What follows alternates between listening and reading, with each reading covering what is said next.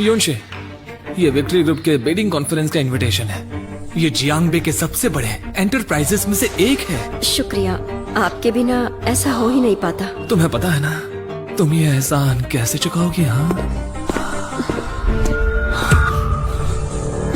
मेरी बीवी से दूर हट जाओ। लुकस, दूर हटो। तुम्हें अंदर किसने आने दिया? दिख नहीं रहा? ये हमारे मेहमान हैं। चलो बाहर जाओ यहाँ से। हनी, मैं वही मैं सोचूं ये है कौन? तुम तो वही निकम्मे दामाद हो ना? हाँ, हे सिंथिया, डिवोर्स पेपर्स पहले से ही तैयार थे ना?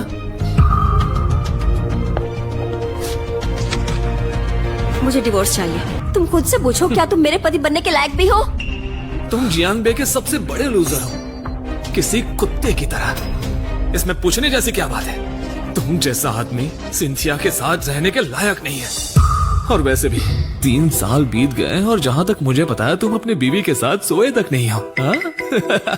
पर तुम्हें ये नहीं पता कि तुम्हारी बीवी मेरे बेड पर मेरे नीचे बड़े जोश से सो रही थी। वो किसी हीरे से कम नहीं है और एक ही रात में उसे 7 बार देख सकता हूँ।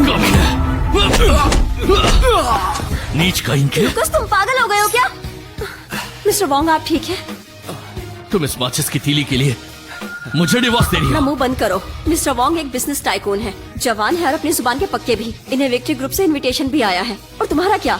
एक नंबर के आवारा हो बिना किसी मकसद के। क्या तुम मर्द कहलाने लायक भी हो? शुरुआत से ही मुझे लगता था कि ये शादी एक गलती है, और फिर समझ गई कि तुम्हारा कुछ नहीं हो सकता। और सुनो, मैं अपनी कंपनी को पब्लिक करने वाली हूँ।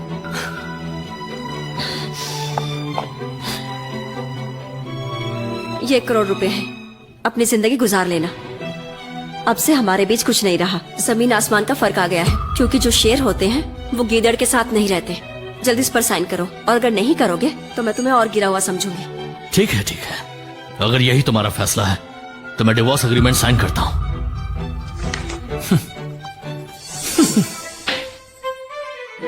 3 साल बाद तुम्हें पता चलेगा कि तुमने क्या खोया है। तुम्हारा चेक? तुम्हें लगता है कि तुम कोई शहजादी हो?